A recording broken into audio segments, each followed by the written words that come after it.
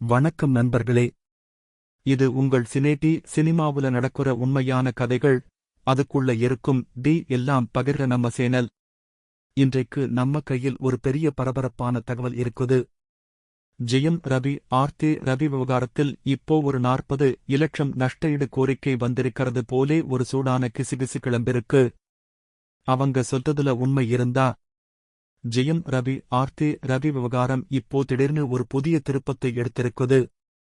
சில நெருக்கமான வட்டார தகவல்படி ஆர்த்தி ரவி தன்னுடைய மன அழுத்தத்துக்கும் பெற்ற ஆழ்ந்த பாதிப்புகளுக்காக 40 இலட்சம் நஷ்டஈடு கேட்டிருக்கிறாங்கன்னு ஒரு வாதை பரவுதா இருக்குது. அவங்க நேற்று போட்ட உணர்ச்சிபூர்வமான பதிவு இதுக்கான பின்புலமா இல்லையா எனில் இது ஒரு திட்டமிட்ட அழுத்தம் காட்டும் முயற்சியா? சில வாரங்களுக்கு முன்னாடி 10 ஆண்டுகளா தாங்கிய சுமை, மானம், சோர்வு பற்றி அவர் வெளியிட்டிருந்த பதிவு பெரும் செம்மை ஏற்படுத்தியது.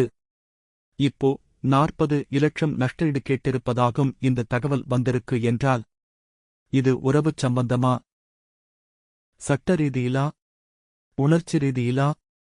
இவை மூன்றும் கலந்து ஒரு தீவிர கட்டத்துக்கு போயிட்டது போல நீங்க என்ன நினைக்கிறீங்க? இது உண்மையா இல்லையா? ஊடகங்கள் உருவாக்கிய கற்பனைதானா? கீழே உங்கள் கருத்தை பதிவு பண்ணுங்க. நம்ம சினேடி சேனலின் தொடர்ச்சியான தகவல்களுக்கு இணைந்திருங்கள். சினிமா வாழ்க்கைன்னா என்ன? உண்மை வாழ்க்கைக்கும் கதை இருக்கும் போலையே இது மாதிரியான தகவல்களும் பகுப்பாய்வுகளும் எப்போதும் பருகும் டீ மாதிரியே சுடச்சுட கிடைக்க கீழே கருத்து பதிவு பண்ணுங்க. லாய்க், ஷேர், கோமெண்ட் பண்ணுங்க.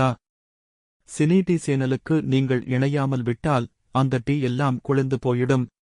இந்த 40 இலட்சம் கோரிக்கை பற்றி உங்க கருத்து என்ன? உண்மையா? ஆட்வா யாரோ உருவாக்கிய கலக்கு கதைதானா?